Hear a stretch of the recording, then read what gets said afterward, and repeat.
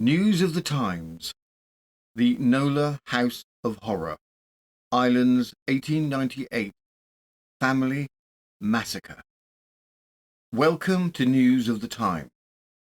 Step inside one of the most chilling true crime cases in Victorian Ireland. On a frozen night in January 1898, neighbours forced open the door of a quiet farmhouse in Nola, County Cavan, and walked into a nightmare.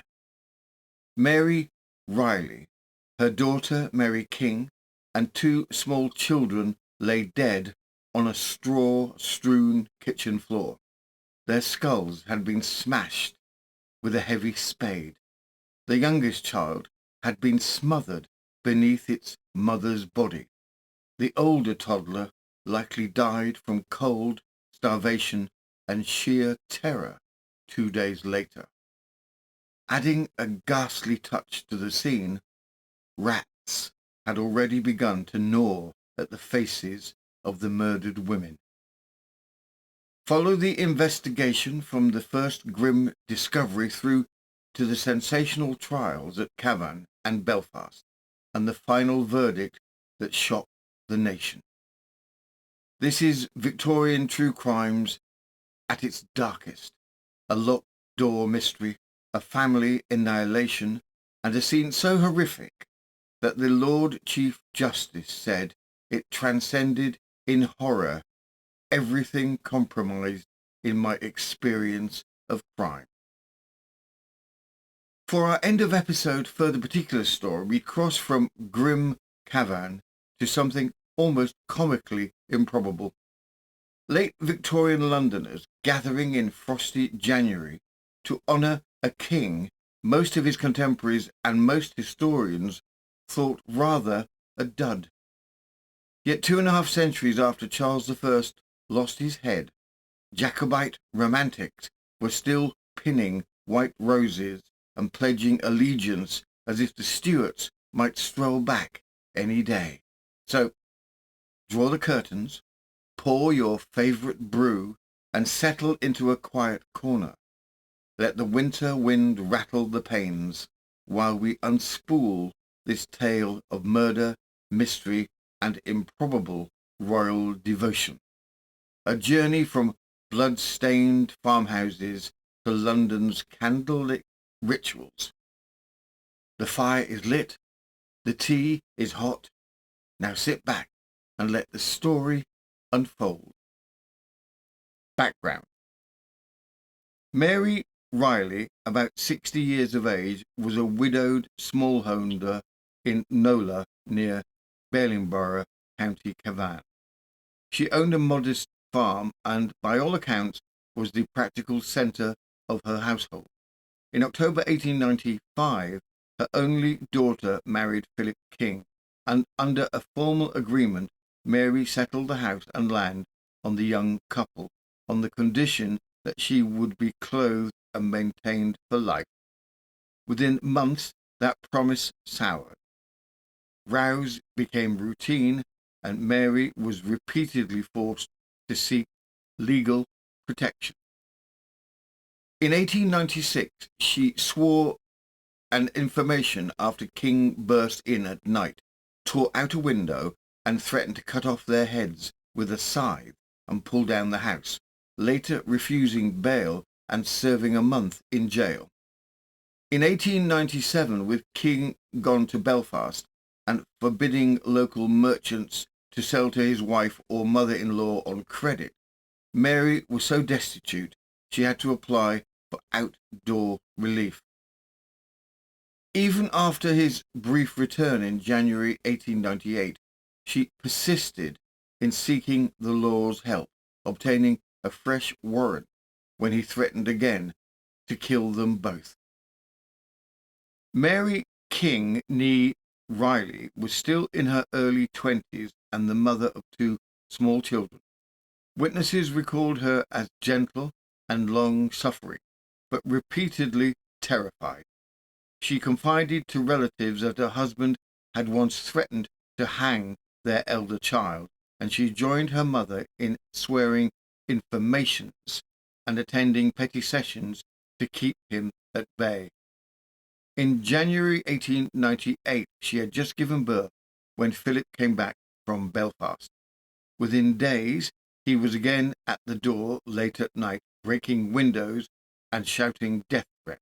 She fainted after one of these assaults and was treated by both doctor and a priest.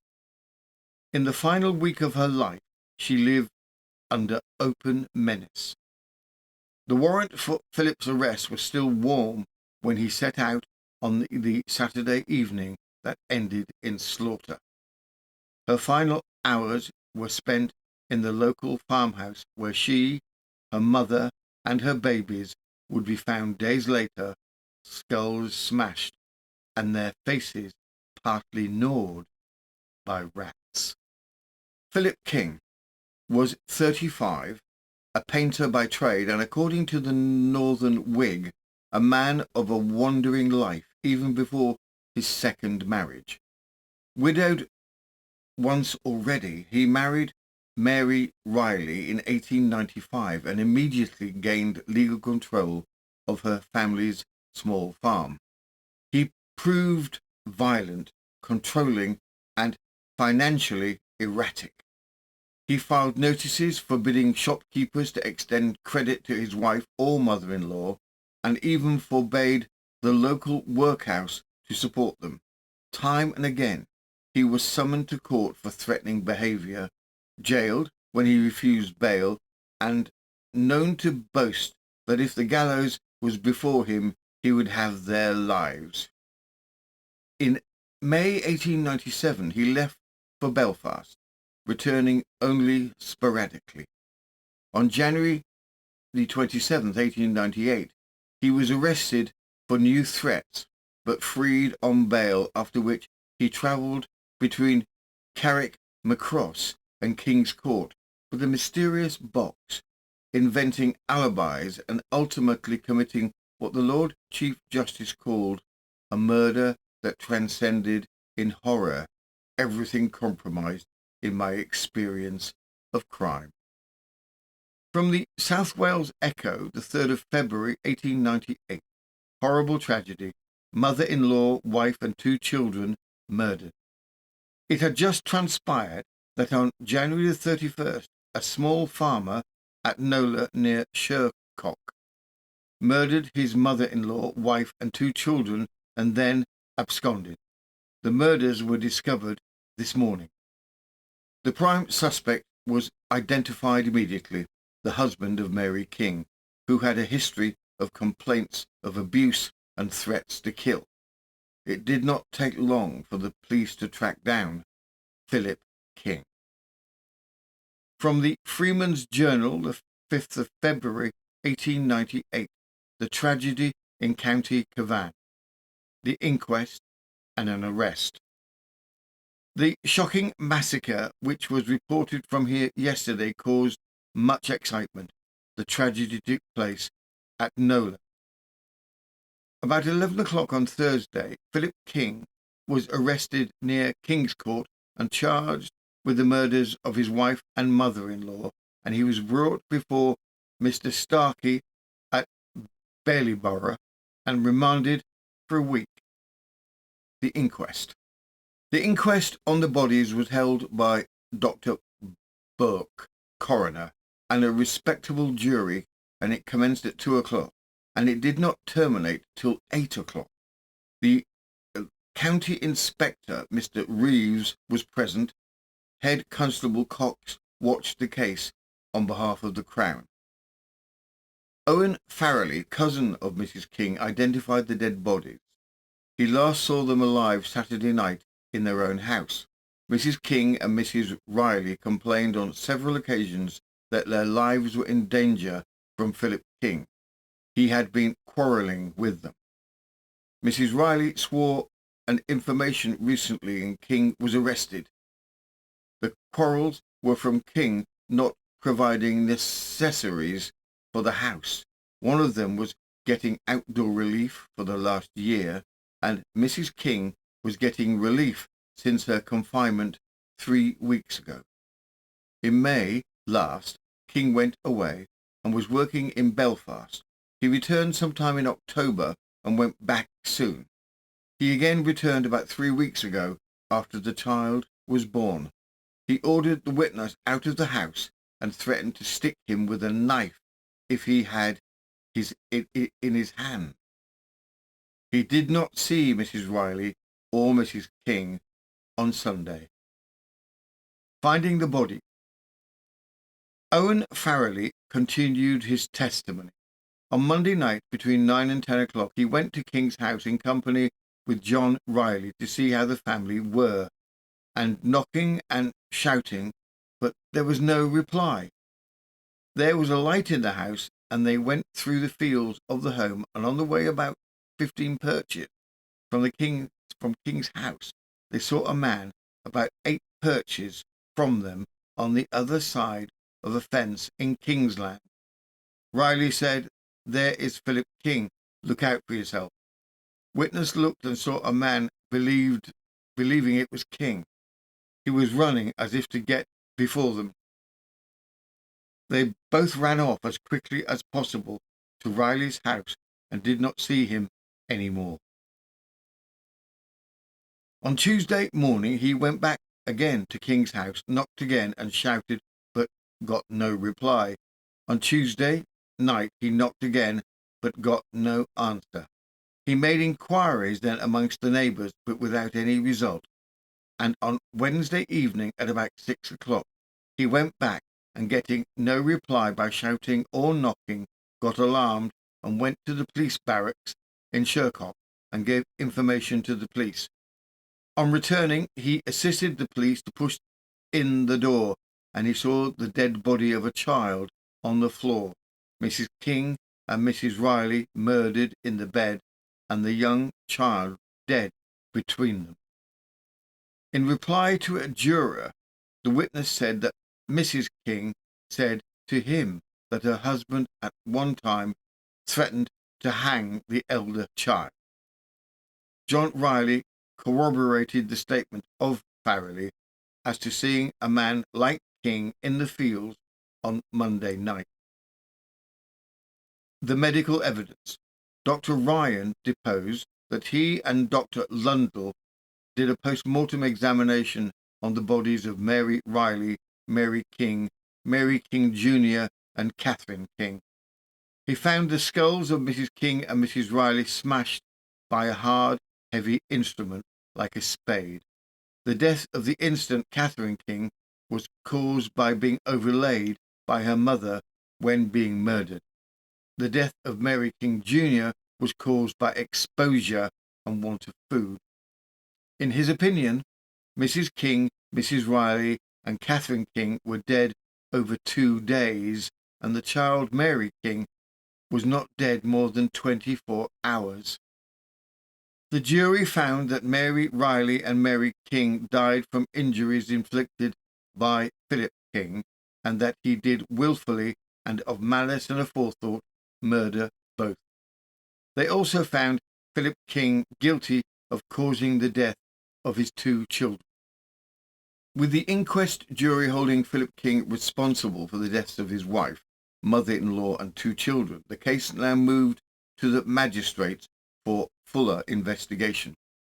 The inquest had skimmed rapidly over evidence gathered in haste. Before the magistrates, darker and bloodier details began to surface, each adding weight to the picture of a carefully planned and savagely executed crime. What also emerged was a long, well-documented history of menace. For years, King had terrorized the household, breaking windows in the night, hurling abuse, vowing that if the gallows was before him, he would have their lives, even threatening to cut off their heads with a scythe and pull the house down over them. He had already served a month in jail for threatening language and was again arrested just days before the murders for new death threats, freed only on bail.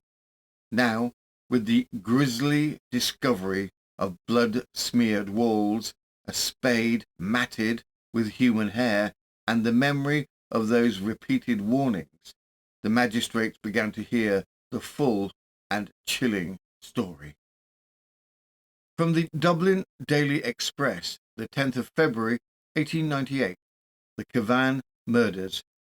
Yesterday, the Magisterial investigation into the charges of wilful murder preferred against Philip King commenced in the Shercock Courthouse before Mr. Robert Starkey, R.M. Constable Sullivan deposed, "I am stationed in Shercock and remember February the 2nd. On the night of that day, Patrick Clark of Nosa and Owen Farrelly of Nolagh came to the barracks and made a statement, and in consequence I went with Constable Moran, Owen Farrelly and Patrick Clark to King's house. We arrived there at about 1:15 o'clock in the morning of February the 3rd and knocked but got no reply. Owen Farrelly forced the door open and I lighted a candle and went in.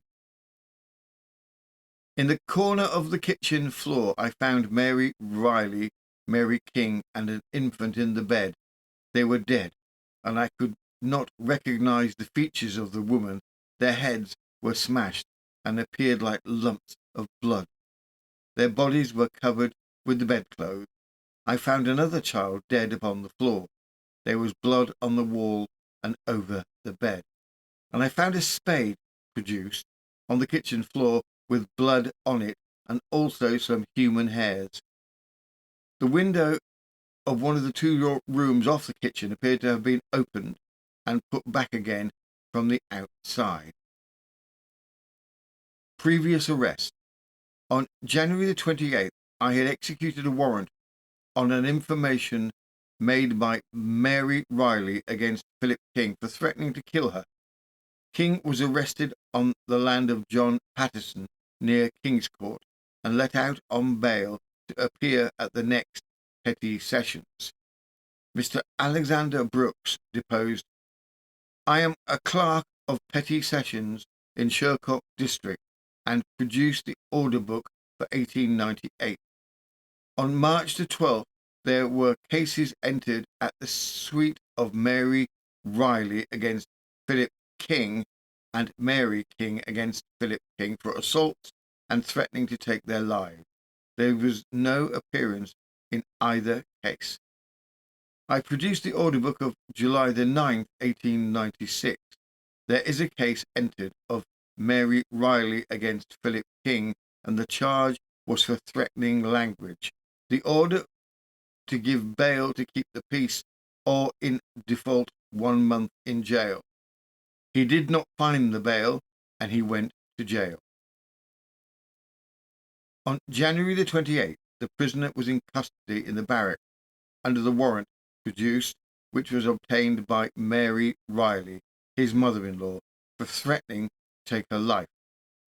The warrant was prepared by Mary Reilly on an information which set forth that on the night of January the 9th, when herself and her daughter were in bed, he asked her to open the door but gave no name.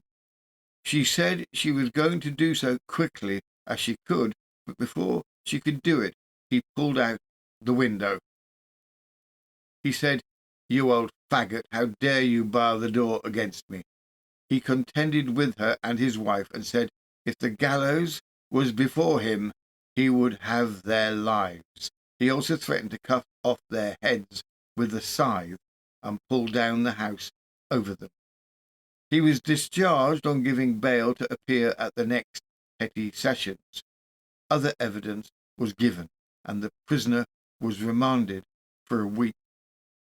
Evidence before the magistrates showed that Philip King worked methodically to isolate his family long before the murders. Papers recovered from his cash box revealed a pattern of control, formal notices to local grocers warning them not to sell food or supplies to Mary Reilly or Mary King on credit, letters forbidding the Bailey Brother workhouse to give them relief without his consent, and even a public notice cautioning neighbours not to interfere with the house or its contents. Though he had secured ownership of the farm on marriage, he repeatedly resisted any duty of maintenance, forcing his wife and mother-in-law into poverty and dependence that left them exposed when his violence escalated. From the Dublin Daily Express, the 12th of March, 1898, the Cavan murders. Anne Reilly deposed, "I remember the prisoner's wife, and in March 1896 I took them into the house and they remained there for 3 days and 3 nights. The old woman was cut on the head and blood was falling down to her shoulders. The young woman had a wound under the right ear. They left the house and went to Shercock for law. The prisoner called in a few days after and asked for medicine. I asked him what he had done to the women, and he said he did nothing, only fling the old woman against the table. He was about 5 months married at that time. Dr. Burke dressed the old woman's wound at the house, and a priest was also sent for as the young woman fainted." Philip King was at last formally committed for trial on the charge of murdering his wife, mother-in-law, and 2 small children. His defence then made a last-minute bid to shift the trial from Cavan to Dundalk, claiming that crowds at the Sherlock hearings had jeered, and even that a prospective juror had vowed to hang the prisoner. But the judges were unmoved, finding no proof of country-wide prejudice. They ruled that the case must be heard where the crime was done, and the trial would proceed in Cavan. From the Dublin Daily Express, the 7th of July, 1898, the Assizes, County Cavan, the alleged Cavan murder. Yesterday, before Mr. Justice Madden, Philip King was indicted for the wilful murder of his mother-in-law, Mary Reilly, at Nolagh, on January the 13th of the 31st last. The prisoner pleaded not guilty. Dr. Wiley, in stating the case for the Crown, said the prisoner was charged with one of the most savage murders ever committed in the country, and the case was one which would be proved by circumstantial evidence. The prisoner got married to the daughter of Mary Reilly in October 1895, and previous to the marriage there was a regular agreement executed between the prisoner and Mary Reilly by which he was to become owner of the house and land on condition that he would clothe and maintain Mary Reilly during her life. Soon after the marriage, rows occurred in the house. Summonses were issued to petty sessions for assault, and in July 1896 the prisoner went to jail for a month in default of finding bail. In May 1897 he went to Belfast for work, after having notified the shopkeepers in the district not to supply goods to Mary Reilly or his wife without payment. The consequence was that they were in great destitution, and Mary Reilly was allowed outdoor relief by the guardians of Baileyborough Union. He returned in the month of October 1897 from Belfast, and on January the 11th, Mrs. King gave birth to a child, and a few days later the prisoner returned to the house and threatened to murder his wife and mother-in-law. On the following day, Mary Reilly swore an information, and a warrant was issued for his arrest. He was arrested at King's Court on January the 28th, was brought before a magistrate, and discharged by entering into his own bail to appear at the next petty sessions on February the 10th. He returned to the house of John Patterson in King's Court, where he was employed, the same evening, and left on Saturday evening, January the 29th, stating he was going to Carrickmacross with a box. On the same night he appeared at the lodging house of Mrs. Finnegan in Carrickmacross between 11 and 12 o'clock at night, and left at 8 o'clock on Sunday evening, stating He was going to King's Court, which is 8 miles distant. He did not arrive at the house near King's Court, where he was employed, till 7 o'clock on Monday morning, and it would be for the jury to say where he spent part of the night. About 6 o'clock, he was seen by Hugh Costello at Tory Bush, about 1.5 miles from his house. He was also seen by 2 others on the way to Patterson's house. About a month after the murder, a shirt was found in a potato field near the prisoner's house. It was identified as the one he wore on leaving for Carrickmacross on Saturday. A letter was also read, which was written by the prisoner while in Dundalk jail, asking a man to swear he was with him from Carrickmacross to King's Court on the night the murder took place. 27 witnesses were examined by the Crown.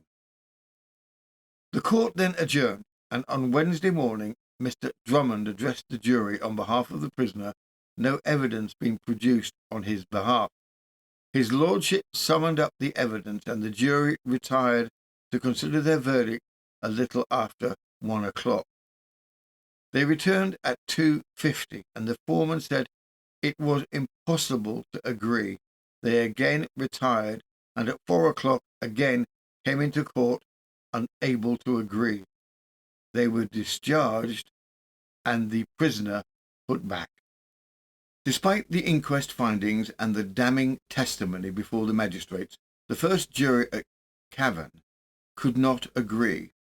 The case was wholly circumstantial, strong, but quite enough to send a man to the gallows, possibly. So King remained in jail while a new trial was set. Then the Crown's luck changed. From his cell in Dundalk, King wrote to an old acquaintance, Patrick Clark, laying out a minute-by-minute alibi for the Sunday night, and, less subtly, offering £10 if Clark would stand up like a brave man and swear to it. Clark handed the letter to the authorities, and at the Winter Assizes, after a lengthy argument, the judge admitted this extraordinary letter into evidence. From the Dublin Daily Express, the 14th of December, 1898, the Cavan horror. Extraordinary letter from the murderer. Sentence of death passed. Belfast, Tuesday. The trial of Philip King for the murder of Mary Reilly, his mother-in-law, a woman aged 68, and his wife, Mary King, at Nola, County Cavan, on the 30th of January for this year, was concluded today at the Ulster Winter Assizes before the Lord Chief Justice. After a lengthened legal argument, the letter written by the prisoner while he was in Dundalk jail on the capital charge to Patrick Clark was ruled as evidence by the Lord Chief Justice. The letter was as follows. Dear Sir, I drop you these few lines hoping to find you in good health, as I still remain in Dundalk jail. I was very happy to see you when you came to see me a few days ago. You felt sorry for me in prison. I think you came there to let me know that you were the man who could save my life. You remember when you met me on the road outside Carrickmacross going on my way to King's Court on the 30th day of January, 1898. That was a Sunday night. You that did also see a tin box with me and helped me to carry that box on the road to King's Court when you met me at about 9 o'clock at night. You know it was daylight when we got to King's Court. You did go home under your own road, and I went to John Patterson's with my box. You know that we sat inside the shelter of a hedge ditch in 3 places to rest out of the rain, then to take you and me all night to get from where you met me until about 7 o'clock the next morning. That was the 31st of January. If you can maintain this, you will save my life, and I will give you the money that I owe you, that is £10 in gold or in notes in the Bank of Ireland, and I will sell my farm or land very soon. Now I have already employed a solicitor to defend me and to sell the land for me. As soon as this farm of land is sold, you will get £5 from my solicitor and the other £5 soon after. You know how that the money is owing to you by me. You are sure of it, so stand upon your feet like a brave man and save my life, which depends on you, and you will succeed and find me your friend hereafter. Stand up on your feet like a man whom God sends you to me. This is the story you have to give on my behalf before my judge and jury in court at any time. The letter continued in this vein for several more lines, insisting Patrick Clark lie and promising payment, whilst twice more recounting the story that Patrick Clark is urged to give him an alibi and potentially save King from the gallows. Patrick Clark, the man who received the foregoing letter, was put in the box, and he swore that he had not seen the prisoner for 12 years before he saw him in Dundalk jail. He had not met the prisoner on the Sunday of the tragedy. The reason he went to Dundalk jail was because he thought the King that had been arrested was a friend of a brother-in-law of his. The statement in the letter that the prisoner owed him £10 was not true as far as he knew. Mr. Cherry addressed the jury for the defence, asking them to come to the conclusion that the circumstantial evidence produced was not sufficient to establish the prisoner's guilt. His lordship then proceeded to sum up the evidence. He could not see that there was any evidence in the case to reduce the crime from murder to manslaughter. By whom was Mary Reilly murdered? Was the motive for the murder in the first place greed? Was the position of the deceased woman such as would attract a highway robber? The jury had heard the description of the house in which they lived. The most potent element in the description was the straw which consisted and constituted their bed. Was animosity and hatred the motive? And then came the question, was there any feeling of animosity on the part of the accused towards? The witness Patterson, who employed him, appeared to be a decent man, anxious to tell the truth. And what had he, the prisoner, told him? That he would do away with his mother-in-law and wife before he left them. The evidence that would weigh with the jury was the evidence of the prisoner's falsehood as to where he was on the Sunday night. His lordship then dealt with the letter written by the prisoner in Dundalk jail to Patrick Clark. The jury, after 25 minutes' absence, returned into court with a verdict of guilty.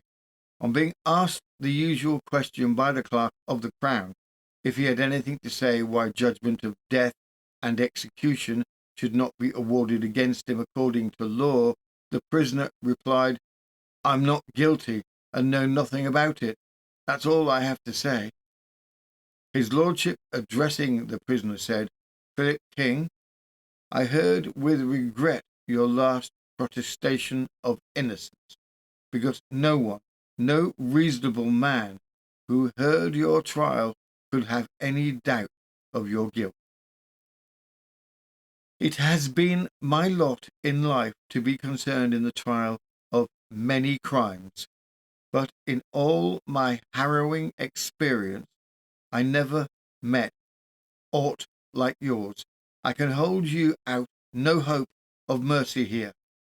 You must turn to the great being whose mercy is illimitable. You must turn to that great mediator between God and man, who, for the sins and crimes of mankind, humbled himself until death and suffered that agony of the cross. Look to him for mercy. Prisoner interrupting, "Thank God I have nothing to answer for, his lordship, and raise your hands in truthful and supplicatory appeal to him." His lordship then sentenced the prisoner to be hanged in Armagh prison on the 13th of January next. And at the conclusion of these words, "And may the Lord have mercy on your soul," the prisoner interrupted his lordship, exclaiming, "Lord have mercy on you. You will have more to answer for than me. I am not guilty." By the time the second Belfast jury convicted him and the black flag rose above Armagh jail, the case had become more than a local tragedy. Newspapers across Ireland and in England, Scotland and Wales followed every turn with a mixture of horror and grim fascination. The Northern Whig called it the most horrible crime which Ireland had been the scene, noting that justice, although slow, had proved sure when Philip King was hanged at 8 o'clock on a cold January morning. Yet behind that stark line of type lay a chain of brutality that demanded closer telling.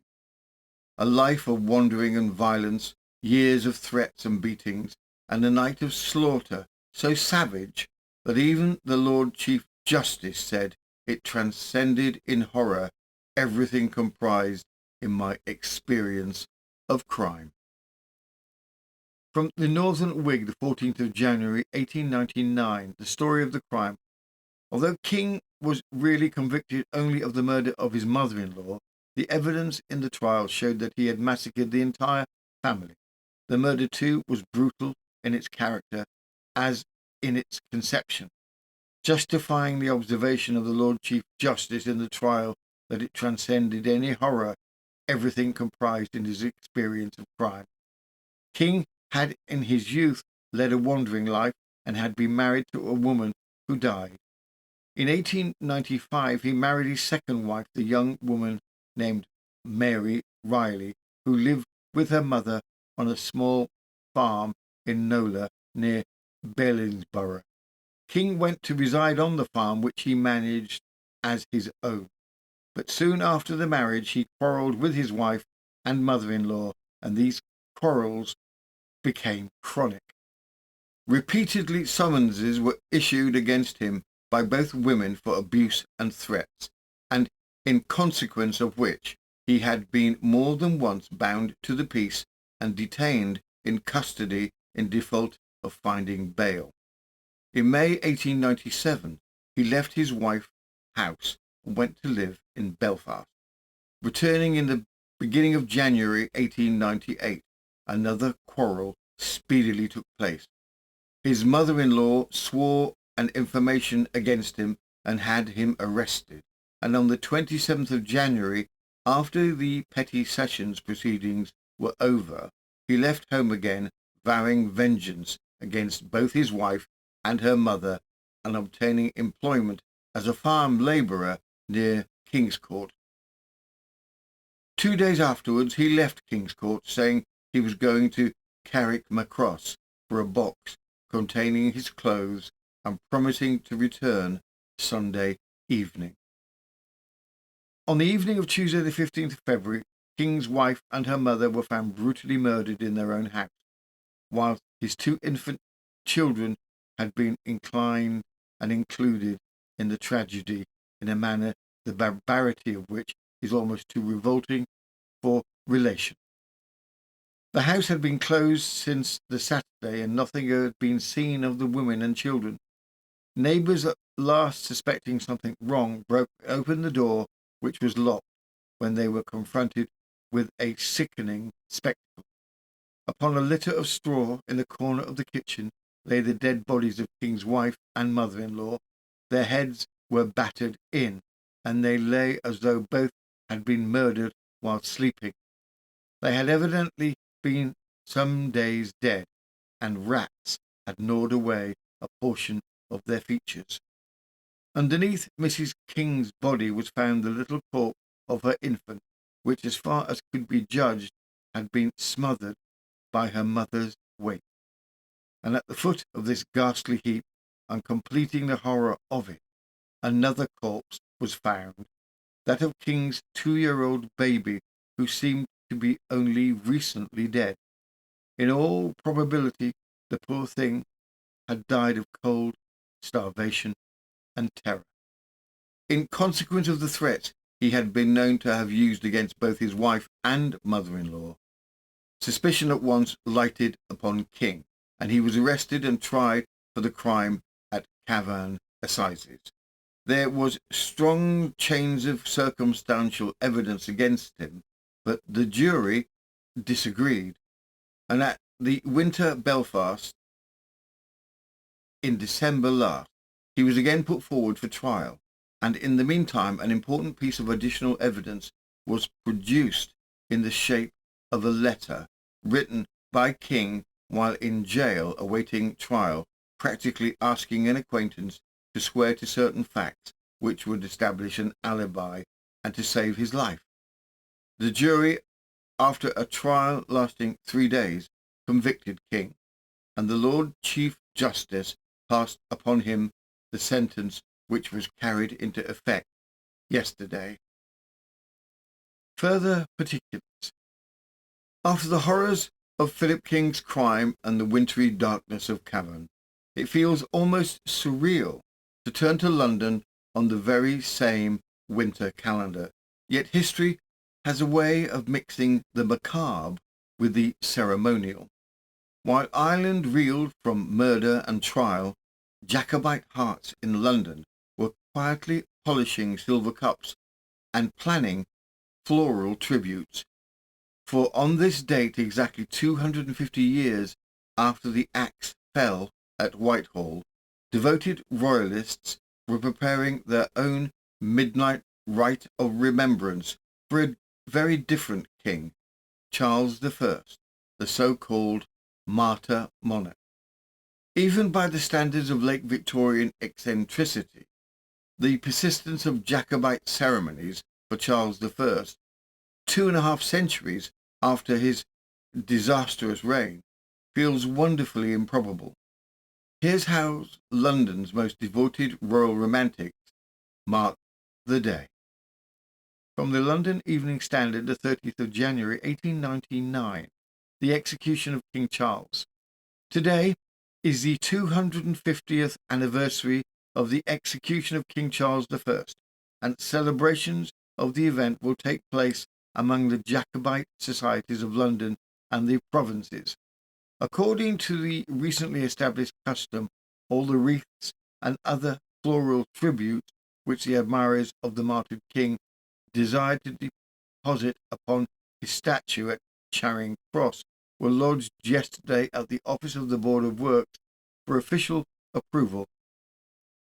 All the Jacobite clubs and legitimist societies of note having forwarded emblems which punctually at 8 o'clock this morning will be conveyed from the office of works and attached to the statue by servants from the office. Amongst them are several of extreme beauty, particularly one from the Order of St. Germain to the memory of the great-grandson of Charles I, Prince Charles Edward, died the 31st of January, 1788.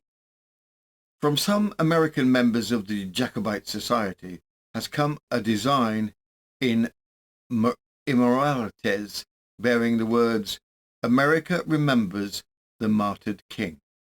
Whilst the Order of the White Rose had contributed a wreath of white exotics with the simple inscription, "Remember."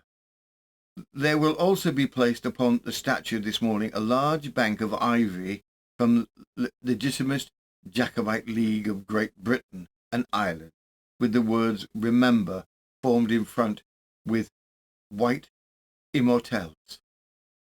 The Scottish members of the League had contributed to Charles I's crown and other tributes, and had been presented by the Huntingdon and Aberdeen branches. Yet yesterday, special services were held at St. Mark's Church in Marylebone to celebrate the anniversary of the execution of King Charles.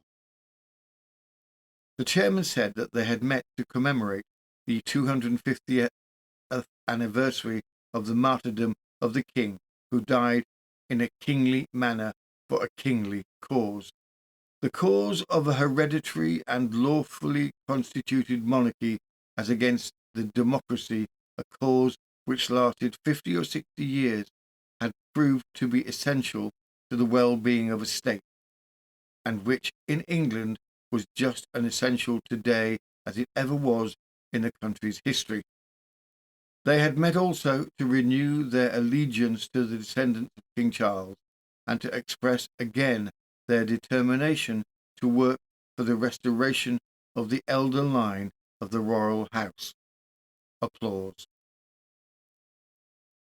Right, item the first. The episode has concluded. All terribly exciting. Villains unmasked, mystery unravelled, the whole bally lot wrapped up like Aunt Agatha's Christmas pudding. If, for some unfathomable reason, you find yourself displeased, do feel free to file a complaint with the scriptwriter. Word to the wise, however, the lady has made herself scarce, slipped out via the side entrance after breakfast, and hasn't been spotted since, unless that was her lurking behind the rhododendrons.